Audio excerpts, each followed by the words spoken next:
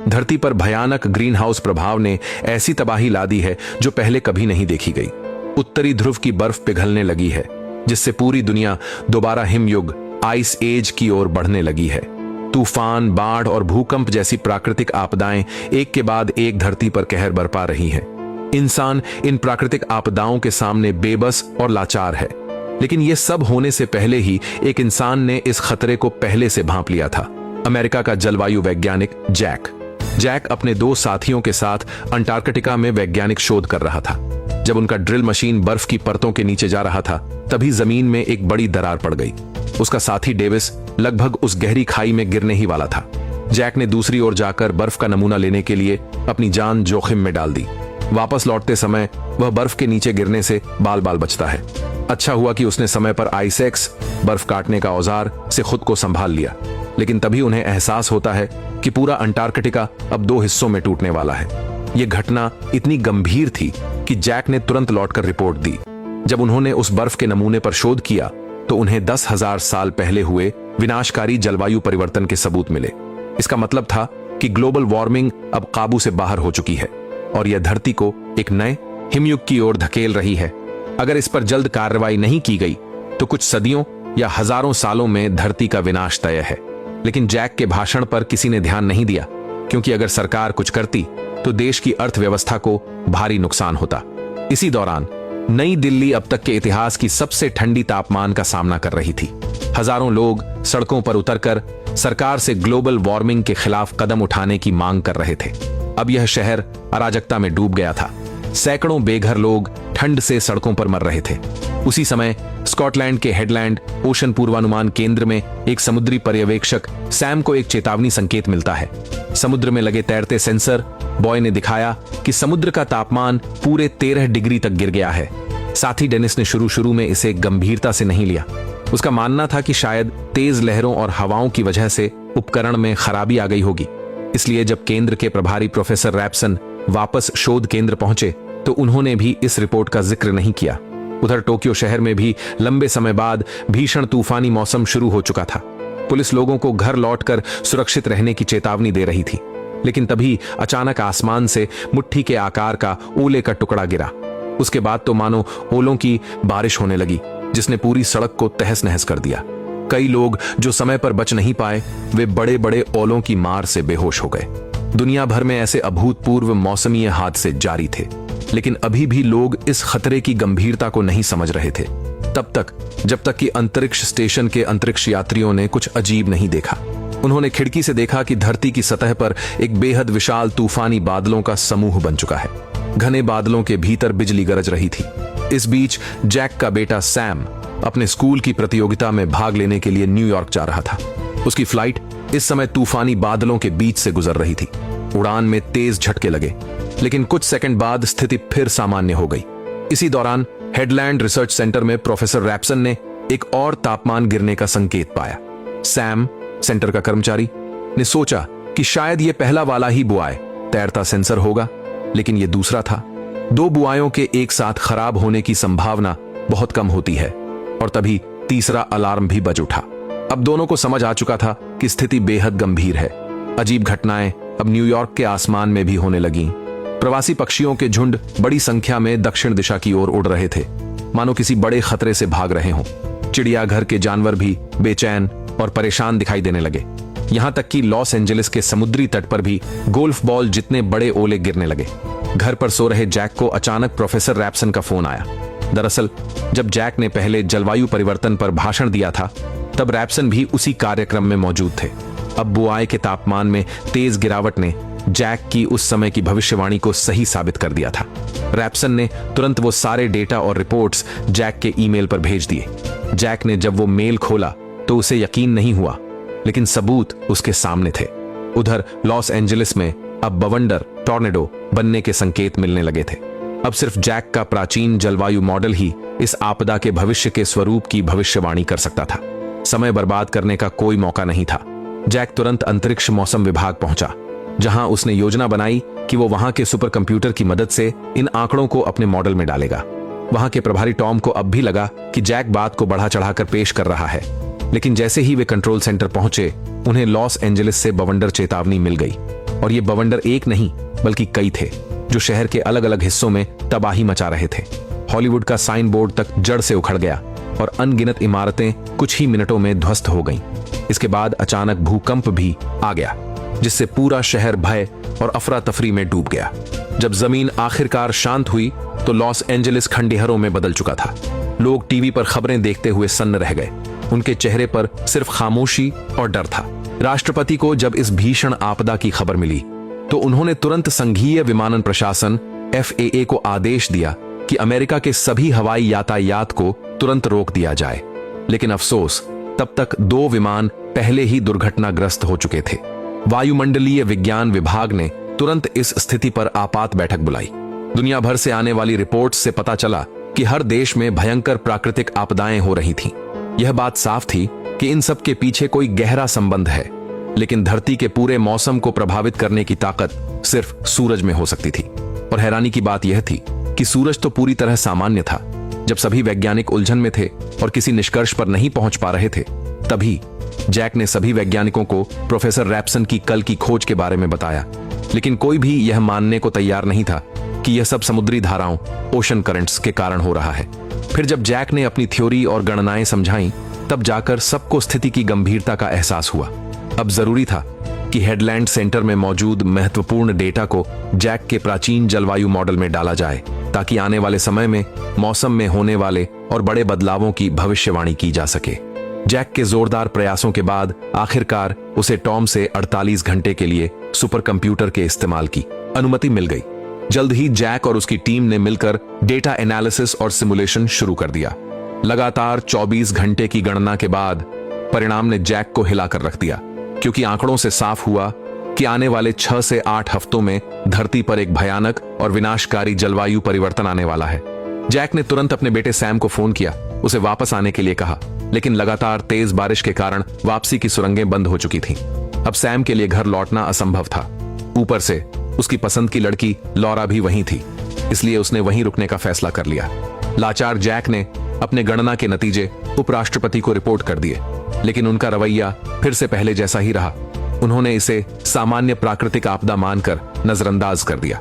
Jack ने पूरी कोशिश की कि वह अपने तर्कों को साबित कर सके, पर उपराष्ट्रपति ने उसे एक पागल वैज्ञानिक समझकर नजरअंदाज कर दिया। उन्हें अंदाजा भी नहीं था कि इस वक्त ब्रिटिश द्वीप समूह और उत्तरी यूरोप में लगातार 24 घंटे से भीषण बर्फीला तूफान चल रहा था। हेडलैंड सेंटर के तीनों वैज्ञानिक भी भारी बर्फबारी के कारण अंदर फंस चुके थे। अच्छी बात यह थी कि उनके पास अभी पर्याप्त सामान और राशन था, लेकिन अगर राहत टीम न पहुंची या आफत खत्म न हुई तो वे भी शायद वहीं मर जाएंगे।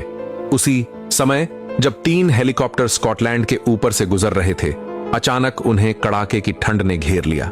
उड़ान यंत्रों पर बर्फ जम गई और हेलीकॉप्टरों ने नियंत्रण खो दिया, जिससे वे सीधे धरती की ओर गिरने लगे। भले ही कुछ लोग हेलीकॉप्टर हादसे में किसी तरह जिंदा बच गए, लेकिन जैसे ही उन्होंने दरवाजा खोला, उसी पल तेज ठंड ने उन्हें बर्फ की मूर्तियों में बदल दिया। इस खबर को सुनते ही प्रोफेसर रैप्सन ने तुरंत जैक को फोन किया। उन्हें पता था कि ईंधन का जमने का तापमान होता है -150 फ़ारेनहाइट। इसका मतलब था कि अब हालात बेहद खतरनाक हो चुके हैं। स्थिति की गंभीरता को समझते हुए जैक ने तुरंत स्कॉटलैंड के उपग्रह चित्र, सैटेलाइट इमेजेस मंगवाए। तस्वीरों में उसने देखा कि एक विशाल तूफानी प्रणाली, स्टॉर्म सिस्टम, स्कॉटलैंड के ऊपर घूम रही है। अगले ही दिन तेज बारिश के कारण समुद्र का जलस्तर 25 फीट तक बढ़ गया। घर बह गए, इमारतें डूब गईं और तबाही ने पूरे शहर को निगल लिया। इसी बीच कनाडा के आसमान में भी एक विशाल तूफान प्रणाली बननी शुरू हो गई थी, जो धीरे धीरे एक ट्रॉपिकल हरिकेन में बदल रही थी। टीवी पर चल रही खबरें देखकर सैम और उसके दोस्त अब न्यूयॉर्क में रुकने से डर गए। उन्होंने फैसला किया कि वे पैदल चलकर अपने बाकी दोस्तों से मिलने जाएंगे। लेकिन जैसे ही वे अपार्टमेंट से बाहर निकले, उन्होंने देखा कि सड़कें पूरी तरह जाम थीं। ट्रैफिक लाइटें बंद, पानी सड़कों और भूमिगत मार्गों में भर चुका था और अब वह घुटनों से ऊपर तक पहुंच गया था। बारिश में फंसे ज्यादातर लोग पास की लाइब्रेरी, पुस्तकालय में जाकर शरण ले रहे थे, क्योंकि हालात हर पल और बदतर होते जा रहे थे। कई लोग अपनी कारों में फंसे रह गए, बाहर निकलने का कोई रास्ता नहीं था। सैम के कुछ दोस्तों का मानना था कि ऐसे हालात में आगे बढ़ना खतरे से खाली नहीं है और उन्हें वापस अपार्टमेंट लौट जाना चाहिए। लेकिन सैम जानता था कि अब ऊंचाई की ओर जाना ही एकमात्र रास्ता है। उसने तय किया कि वह सबको लाइब्रेरी तक लेकर जाएगा, ताकि वहां वे अस्थायी रूप से सुरक्षित रह सकें। पर तभी भयंकर सुनामी की लहरें तूफान की ताकत के साथ पूरे शहर की ओर गर्जना करती हुई बढ़ने लगी। स्टैच्यू ऑफ लिबर्टी, स्वतंत्रता की प्रतिमा, कुछ ही पलों में पूरी तरह डूब गई। समुद्र तट के पास के सभी इलाके पल भर में पानी में समा गए। बाढ़ की विशाल लहरें तेजी से न्यूयॉर्क के मध्य भाग तक पहुंच गईं। लोग उन दहाड़ती लहरों को देखकर बस एक ही बात कर पा रहे थे, चीखते हुए किसी तरह भागने की कोशिश। लेकिन इंसानों की रफ्तार भला सुनामी से ज्यादा कैसे हो सकती थी? हजारों लोग समुद्र के भयंकर पानी में बह गए। लहरें तेजी से पुस्तकालय, लाइब्रेरी की ओर बढ़ रही थीं। इसी दौरान लॉरा एक मां और उसके छोटे बच्चे की मदद करने के लिए, जो अंग्रेजी नहीं बोल पाते थे, अभी भी सड़क पर ही रुक गई थी। जब सैम ने देखा कि सुनामी की विशाल लहरें पूरे जोर से उनकी ओर बढ़ रही हैं, तो उसने बिना एक पल गंवाए अपनी पसंदीदा लड़की को बचाने के लिए उसकी ओर दौड़ लगा दी। दोनों ने पूरी ताकत से दौड़ते हुए आखिरी पल में किसी तरह लाइब्रेरी के अंदर छलांग लगा दी। लेकिन लाइब्रेरी के दरवाजे इतनी शक्तिशाली लहरों को ज्यादा देर तक रोक नहीं पाए। पानी अंदर घुसने लगा और सब कुछ डूबता चला गया।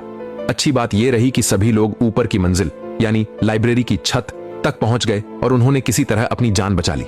लेकिन असली विनाशकारी आपदा तो अब शुरू हुई थी, क्योंकि कुछ देर पहले जैक ने अपने प्राचीन जलवायु मॉडल, पेलियो क्लाइमेट मॉडल के जरिए पता लगाया था कि स्कॉटलैंड और कनाडा के ऊपर के तूफानी तंत्रों के अलावा साइबेरिया के ऊपर भी एक विशाल तूफानी चक्र, स्टॉर्म सेल, बन चुका है।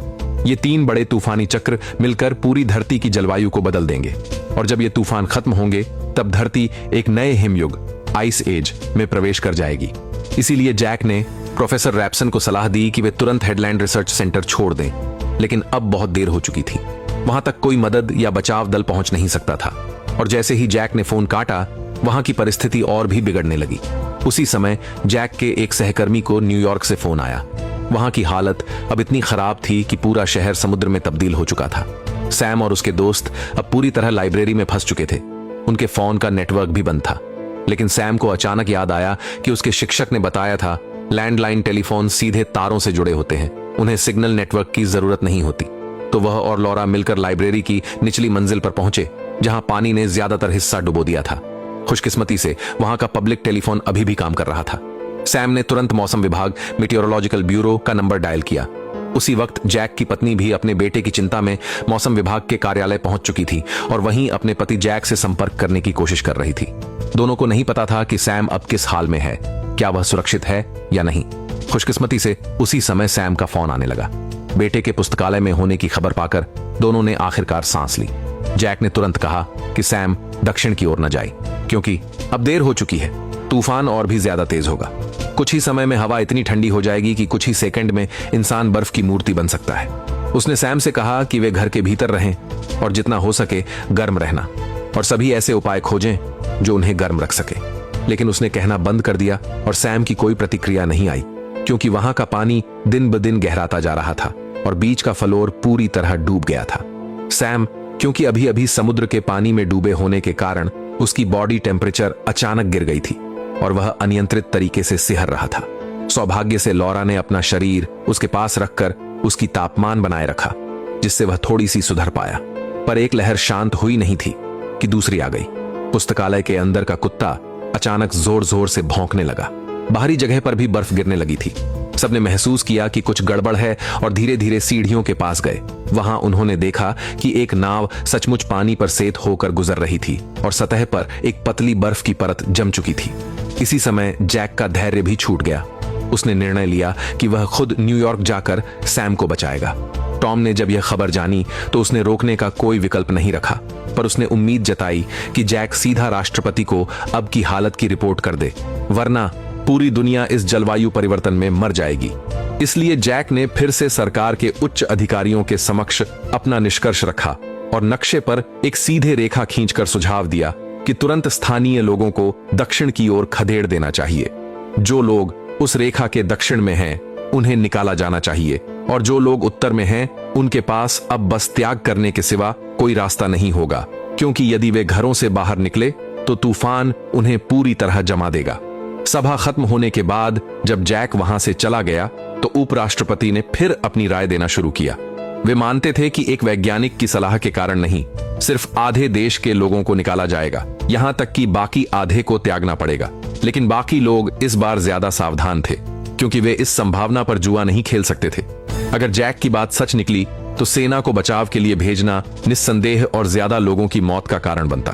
फिर भी उपराष्ट्रपति अपनी सोच पर अडिग रहे, जब तक कि टॉम ने उन्हें नहीं बताया कि जैक का बेटा सैम इस समय न्यूयॉर्क में है। वह अपने बच्चे की जिंदगी को मजाक में नहीं डाल सकता। यह बात सुनकर उपराष्ट्रपति पूरी तरह चुप हो गए। राष्ट्रपति ने तुरंत निर्णय लिया कि जैक की योजना को अमल में लाया जाएगा और सभी विभागों को आदेश दिया कि वे तुरंत कार्रवाई शुरू करें। उसी समय हैडरलैंड अनुसंधान केंद्र में पेट्रोल लगभग खत्म हो चुका था।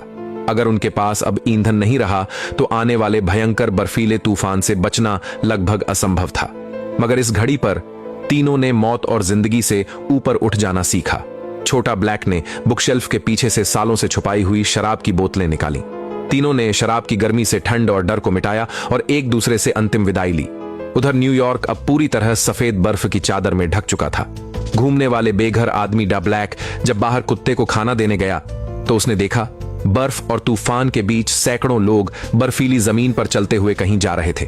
उसने तुरंत यह खबर पुस्तकालय में शरण लिए लोगों को बताई। सबने अनुमान लगाया कि वे लोग शायद शहर से भागने की कोशिश कर रहे हैं। इसलिए कई लोगों ने तय किया कि जब तक बर्फ बहुत मोटी नहीं हुई है वे भी उनके साथ निकल जाएंगे। लेकिन सैम ने अपने पिता की बात याद रखी। वह जानता था कि भीतर रहना ही सबसे सुरक्षित है। उसने पुस्तकालय में मौजूद पुलिस अधिकारी को जाकर अपने पिता की कही सारी बातें बताईं।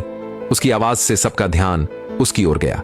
सैम ने जैक के हर शब्द लोगों को सुनाए, मगर किसी ने विश्वास नहीं किया। सबने पुलिस अधिकारी की सलाह मानी और पुस्तकालय से बाहर निकलने लगे। सैम बस खड़ा देखता रहा कि कैसे पूरा समूह उसकी आंखों के सामने बर्फ में खोता जा रहा था। सैम भी पूरी तरह असहाय था। जो लोग रह गए थे वे सिर्फ निसंदेह उन लोगों को बर्फ के बीच जाते देख सकते थे। बाकी दुनिया में भी लोगों की लहरें उमड़ पड़ी थीं। लोग पहाड़ों और नदियों को पार करके बाधा रेखाओं को पार कर दक्षिण की ओर भागने की कोशिश कर रहे थे। अब पुस्तकालय में सिर्फ कुछ ही लोग बचे थे। गर्मी बचाने के लिए सैम ने किताबों को ही ईंधन के तौर पर जलाना शुरू कर दिया। भले ही व्यवस्थापक इसका विरोध कर रहा हो, पर अब जान सबसे ऊपर थी। वे किताबें इकट्ठा कर रहे थे और बाकी बची खुची खाने की चीजें भी बीन रहे थे। बाहर का तूफान तेज होते जा रहा था।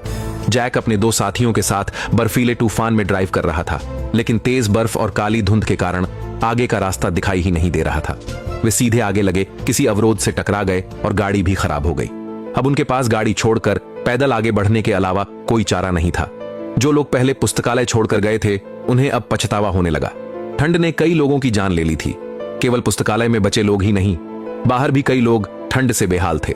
गर्म रहने के लिए उन्होंने कंबल ओढ़े और कागज अपने कपड़ों के बीच भर लिए। किसी तरह अपनी शरीर की गर्मी बनाए रखने की जद्दोजहद कर रहे थे। सैम अपनी पूरी आस पिता जैक के आने पर टिका रखे था। वही तीनों अब बर्फ के मैदान पर मुश्किल से चल रहे थे। उनके नीचे एक खाली गोदाम था और आगे बढ़ते हुए नीचे की बर्फ अचानक टूट पड़ी। पीछे का सहायक निक भारी सामान के साथ सीधे नीचे जा गिरा। सौभाग्य से जैक ने अपने आइसेक्स से कसी हुई पकड़ बना ली और बर्फ को मजबूती से थाम लिया। फ्रैंक ने फौरन सामान से जुड़ी रस्सी काट दी और बीच में खड़े जेसन ने अपने शरीर को मजबूत करके पकड़ बनाए रखा। जब जैक उसकी तरफ बढ़ा तो जेसन के नीचे की शीशा भी टूटने लगी। एक खतरनाक पल था। तब फ्रैंक ने अपने दोनों साथियों की जान बचाने के लिए खुद को बलिदान करने का निर्णय लिया। उसने अपनी रस्सी काट दी और मंजिल तक पहुंचे बिना ही एक साथी बलिदान हो गया।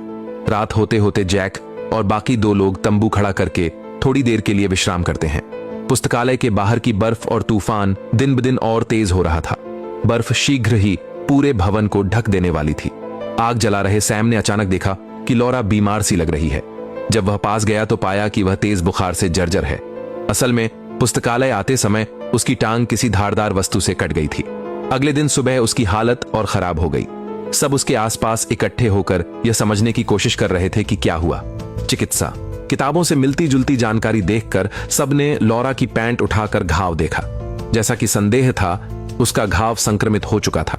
अब उसे बड़ी मात्रा में हाइड्रोजन एंजाइम या एंटीबायोटिक चाहिए थे, वरना लौरा इस त्रासदी से बच नहीं पाएगी।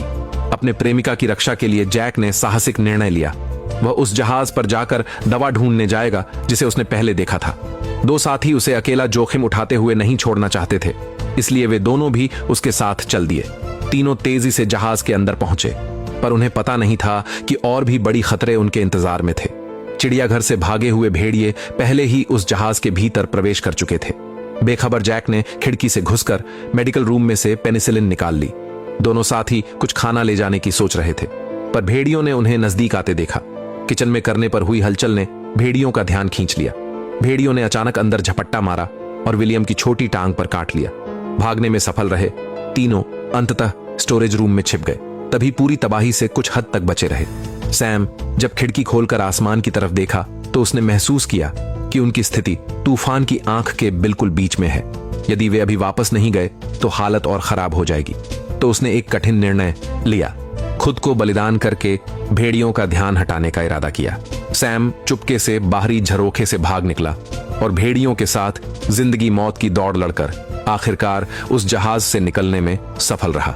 वह पीछे के दरवाजे से किचन में वापस आ गया और अपने साथियों से फिर मिल गया। अंतरिक्ष स्टेशन पर मौजूद अंतरिक्ष यात्रियों ने अब की पृथ्वी की दशा देखकर यकीन करना मुश्किल समझा, क्योंकि पृथ्वी की सतह पूरी तरह बादलों से ढकी हुई थी। विशाल तूफानी भंवर स्टॉर्म वॉर्टेक्स लगभग आधे ग्रह पर हावी थे। उन्होंने तुरंत थर्मल इमेज मौसम विभाग को भेजी और पता चला कि इस भंवर की व्यास 50 मील तक पहुंच चुकी थी और वह लगातार बढ़ रहा था। शायद 1 घंटे के भीतर यह न्यूयॉर्क तक पहुंच जाएगा। हालत और भी गंभीर होती जा रही थी। जैक की तरफ भी चीजें ठीक नहीं चल रही थीं। आगे बढ़ते समय जेसन अचानक थकावट के कारण बेहोश हो गया। मजबूरन जैक ने जेसन को खींचते हुए धीरे धीरे आगे बढ़ना पड़ा। वे ज्यादा दूर नहीं गए थे कि पास रखी झंडा अचानक जमकर ठोस बर्फ बन चुका था। वह आगे बढ़ने की हिम्मत नहीं कर सका। उन्होंने पास के एक मकान के मार्ग को खोलकर जेसन को वहां छिपा लिया। वहीं सैम की तरफ भी वही हाल था। तीनों लौटते हुए देखते हैं कि पास की ऊंची इमारतें क्षण भर में मोटी बर्फ से ढक गईं। जिहान जैसे मृत्यु स्वयं कदम दर कदम नजदीक आ रहा हो। आखिरकार वे लाइब्रेरी में वापस पहुंच पाए, पर खतरा अभी पूरी तरह टला नहीं था। दोनों तरफ वे अब भी मौत से दौड़ रहे थे। वे ठहरने की हिमाकत नहीं कर सकते थे। सबसे तेज गति से फुटकर ईंधन डालकर आग को जलाए रखते हैं। आग बुझ गई तो मानो उनकी जिंदगी की डोर भी कट जाएगी। कुछ घंटों के बाद जैक जो छोटे से घर में छिपा था वह पूरी तरह बर्फी दुनिया में बदल चुका था, पर उसकी अंतिम प्राथमिक चिकित्सा ने उसे और जेसन को बचा लिया और जेसन भी जल्दी ही होश में आ गया। अब तूफान गुजर चुका था। वे न्यूयॉर्क से लगभग 40 किलोमीटर दूर थे। जैक चिंतित था कि अगर वे ज्यादा देर ठहरेंगे तो बच्चों के लिए खतरा और बढ़ जाएगा। इसलिए जैक अपने सहायक के साथ तुरंत रवाना हो गया। रास्ते भर उन्होंने अनगिनत जमे हुए शवों को देखा, लोग जो ठंड के सामने हार चुके थे। रात को टेंट के अंदर तेज हवा की सिसकियां गूंज रही थीं। आराम के दौरान जेसन ने चिंता जताई कि इतना समय बीत चुका है, संभव है सैम अब जिंदा ना हो। उसने जैक से कहा कि किसी भी नतीजे के लिए खुद को तैयार रखो। जैक जानता था कि यह सच हो सकता है, लेकिन उसके दिल में एक ही बात थी, जिंदा हो तो मिलना है, और अगर नहीं तो कम से कम आखिरी बार देखना है।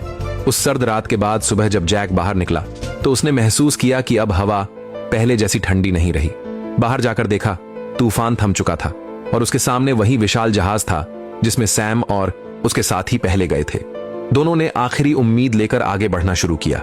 सामने फैली थी बर्फ में दबी एक पूरी नगरी। न्यूयॉर्क अब सिर्फ सफेद मैदान बन चुका था। चारों ओर बर्फ की चादर फैली हुई थी। जैक ने अपने सहायक से पूछा कि लाइब्रेरी का स्थान कहां है, और जवाब सुनकर वह सन्न रह गया। यही नीचे। वह तेजी से आगे बढ़ा और देखा कि बर्फ ने लगभग पूरी लाइब्रेरी को ढक लिया है। बस ऊपर की एक खिड़की का हिस्सा दिख रहा था। उन्होंने खिड़की तोड़कर अंदर प्रवेश किया। अंदर जाकर वे हर कोने में पुकारने लगे, लेकिन कोई जवाब नहीं मिला। जैक का दिल टूटने लगा, निराशा छा गई। तभी उन्होंने देखा एक कमरे से हल्की सी रोशनी निकल रही थी। दोनों ने उम्मीद से भरे दिल के साथ दरवाजा खोला और सामने थे जिंदा बचे सैम और उसके साथी। पिता और पुत्र की नजरें मिली और उस एक पल में सालों की गलत फहमियां और तनाव पिघल गए। दोनों ने एक दूसरे को कसकर गले लगाया। जैक ने तुरंत वायरलेस रेडियो से सेना को मदद का संदेश भेजा। अब तक अमेरिका पूरी तरह बर्फ में दब चुका था और सभी बचे लोग मेक्सिको में शरण ले चुके थे। राष्ट्रपति खुद बचाव के दौरान मारे गए थे और पूर्व उपराष्ट्रपति ने उनकी जगह ले ली थी। जब उसे यह खबर मिली कि जैक और उसकी टीम अभी भी जिंदा हैं, तो उसके चेहरे पर आखिरकार सुकून भरी मुस्कान आ गई। इंसानियत ने एक बार फिर ठंड पर जीत हासिल कर ली थी। फौज ने तुरंत हेलीकॉप्टर भेजे ताकि न्यूयॉर्क में फंसे लोगों को बचाया जा सके, और साथ ही दुनिया भर के लोगों के लिए पहला आपातकालीन संबोधन प्रसारित किया गया। वक्ता की आवाज में गंभीरता थी। मानव जाति ने हमेशा सोचा कि वह प्रकृति का मालिक है। हमने बिना सोचे समझे इसके संसाधनों का दोहन किया, लेकिन इस आपदा ने हमें चेतावनी दी है। यह सिर्फ एक शुरुआत है। अगर हम नहीं रुके तो अगली बार प्रकृति हमें कोई मौका नहीं देगी। थोड़ी ही देर में बचाव दल के हेलीकॉप्टर न्यूयॉर्क के ऊपर पहुंच गए। सफेद बर्फ के उस समुद्र में उन्होंने अंततः जैक और उसके साथियों को खोज लिया। सभी को हेलीकॉप्टर में चढ़ाया गया। जैसे ही उड़ान भरने लगी, जैक ने खिड़की से बाहर देखा। पूरा न्यूयॉर्क अब बर्फ का रेगिस्तान था, लेकिन ऊपर आसमान में सैकड़ों हेलीकॉप्टर घूम रहे थे, जो उन बचे हुए लोगों को उठा रहे थे जो ऊंची इमारतों की छतों पर फंसे हुए थे। दूसरी ओर अंतरिक्ष स्टेशन में मौजूद अंतरिक्ष यात्री हैरान रह गए। जिस पृथ्वी को उन्होंने पहले धूल और धुएं से भरी देखा था, अब वह नीली, स्वच्छ और शांत दिखाई दे रही थी। मानो पृथ्वी ने खुद को शुद्ध कर लिया हो और इंसानों को फिर से सोचने का एक मौका दिया हो। यह कहानी सिर्फ एक फिल्म की नहीं थी। यह थी 2004 की मशहूर आपदा film the day after tomorrow, जिसने डॉबान पर 8.3 की ऊंची रेटिंग हासिल की। और यह रेटिंग सिर्फ इसके शानदार विजुअल इफेक्ट्स या बेहतरीन अभिनय के कारण नहीं, बल्कि इसके पीछे छिपे गहरे संदेश के कारण थी। फिल्म ने हमें दिखाया कि जब इंसान अपनी लालच में प्रकृति का शोषण करता है, तो प्रकृति एक दिन जरूर पलटकर जवाब देती है।